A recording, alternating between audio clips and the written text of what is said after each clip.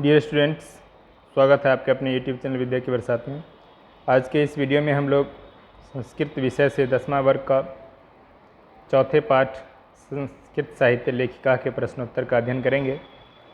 सबसे पहले आप जो प्रश्न हैं उनके उत्तर के कोड यहाँ पर दिया हुआ है, इसको देख लें, इसका स्क्रीनशॉट ले लें और अब हम लोग प्रश्नों के ऊपर विचार करेंगे।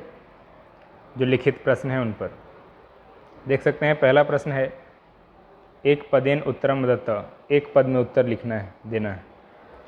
कस्मिन् युगे मंत्राणाम दर्शका न केवल ऋषयः प्रत्युत ऋषिका अपि सन्ति। किस युग में मंत्रों के दर्शका न केवल ऋषि बल्कि ऋषिका भी हुआ करते थे? उत्तर हो जाएगा वैदिक युगे। दूसरा है, वागाम्भृणी कुत्र ऋषिका निर्दिश्यते। वागाम्भृणी जो ऋषिका है उसका निर्देश कहाँ किया गया है? उत्तर हो जाएगा इसका ऋग्वेद में, यानी ऋग्वेदे। उसके बाद नेक्स्ट क्वेश्चन है, याज्ञवल्क्य से पत्नी का आसीत। याज्ञवल्क्य की पत्नी कौन थी? उत्तर हो जाएगा मैत्रेयी गौका। इसके बाद है, कस्य सभायाम शास्त्रार्थ कुशला गार्गी वाचन की तिष्ठति स्म। किसकी सभा में शास्त्रार्थ में कुशल गार्गी नाम की वक्त्री थी? तो उसमें आप समझ सकते हैं जनक की सभा में, यानी कि जनकस्य उत्तर हो जाएगा इसका। लौकिक संस्कृत साहित्य 40 कवित्राणाम प्रथम कल्प का वर्तते। लौकिक संस्कृत साहित्य में 40 कवित्रियों में प्रथम कल्प किसको कहा जाता है? कौन थी? तो विजयांका। आप नाम जानते हैं, विजयांका इसका आंसर हो जाएगा। उसके बाद है, लौकिक संस्कृत साहित्य कियतीनाम कवित्रीनाम वर्णनम लभ्यते। लौकिक संस्कृत साहित्य में कितने कवित्रियों का वर्णन प्राप्त होता है? अभी अभी आपने उसके बारे में पढ़ा है कि 40, यानी कि 44। नेक्स्ट क्वेश्चन है, विजय भट्टारिका कस्य राज्ञी आसीत। विजय भट्टारिका किसकी रानी थी? तो आप जानते हैं इसका चंद्रादित्य का, यानी चंद्रादित्य से इसका उत्तर हो जाएगा।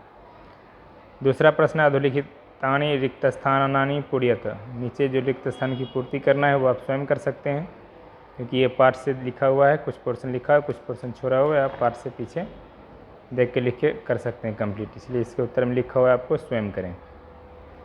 3 नंबर प्रश्न है, इसमें कहा जा रहा है कि अधोलिखित प्रश्न नाम उत्तराणि पूर्ण वाक्येन संस्कृत भाषया दत्ता। नीचे लिखे प्रश्नों के उत्तर पूर्ण वाक्य में संस्कृत भाषा में देना है।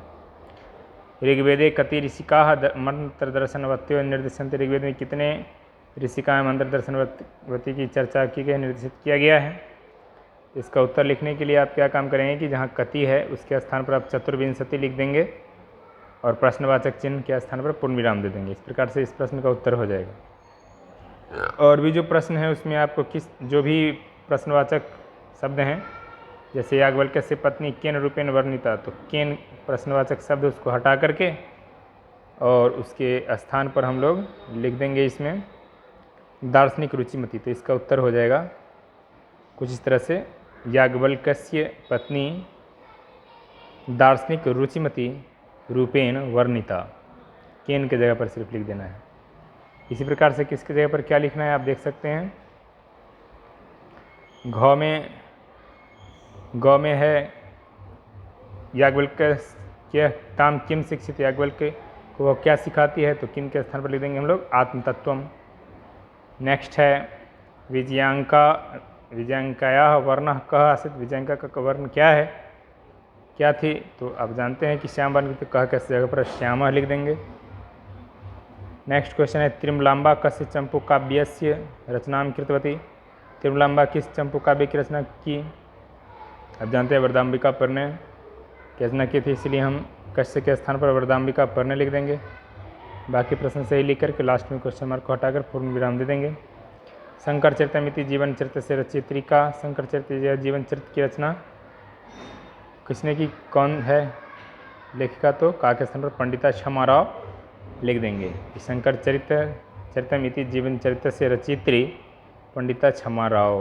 इसके बाद पूर्ण विराम दे देंगे। इस तरह से आपको तीसरे प्रश्न का उत्तर हो जाएगा। चौथा में, उदाहरणम अनुसारन पर्यायवाची पदानि लिखता। उदाहरण के अनुसार पर्यायवाची पद लिखना है। जैसे विशालम इत्यस्य पर्यायपदम की, विशाल का पर्यायपद क्या है? तो उत्तर हो जाएगा विशालम इत्यस्य विपुलम पर्यायपदम, विपुल है। इस प्रकार से वृथा इत्यस्य पर्यायपदम, व्यर्थ का पर्याय पद क्या होगा? तो व्यर्थम। क्या हो जाएगा? व्यर्थम। इसी प्रकार से किसका क्या हो जाएगा आपको? लिखना है तत्पराः, तत्पराः का हो जाएगा अवधाना, वर्तते इसका हो जाएगा विद्यते, ख्याताः का प्रसिद्धाः,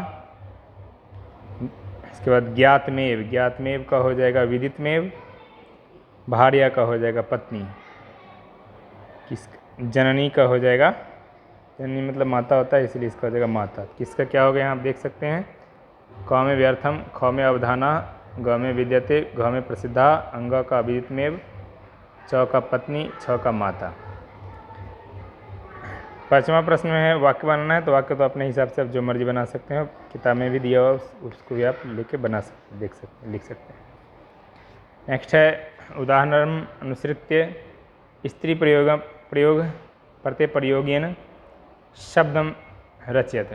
उदाहरण के अनुसार स्त्री प्रत्यय का योग करके शब्द लिखना है, जैसे कि कारक में टाप प्रत्यय जोड़ने से कारिका बन गया, वैसे ही लेखक में टाप जोड़कर क्या बनेगा, तो लेखिका बनेगा।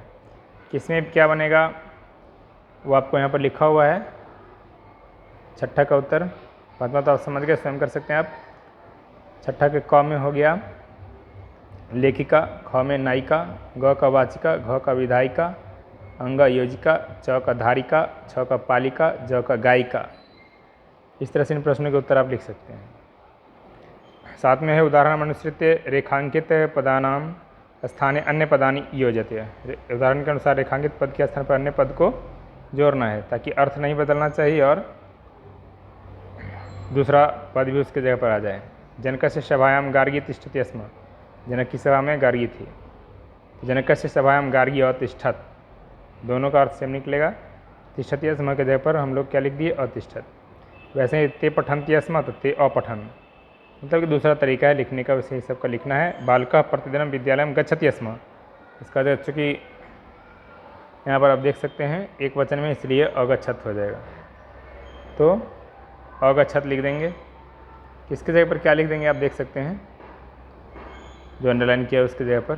पहला में अगच्छत, दूसरा में अक्रीडन, तीसरा में अपाठयन, चौथा में घ में अभ्रमण, अंगा में अकूजन, च में अकूर्दन।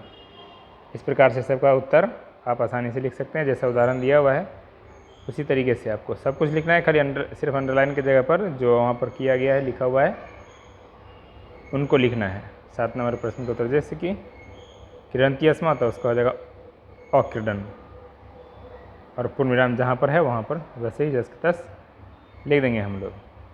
तो देख सकते हैं इन सारे प्रश्न के उत्तर आप आसानी से यहाँ पर दिए गए की के द्वारा लिख सकते हैं।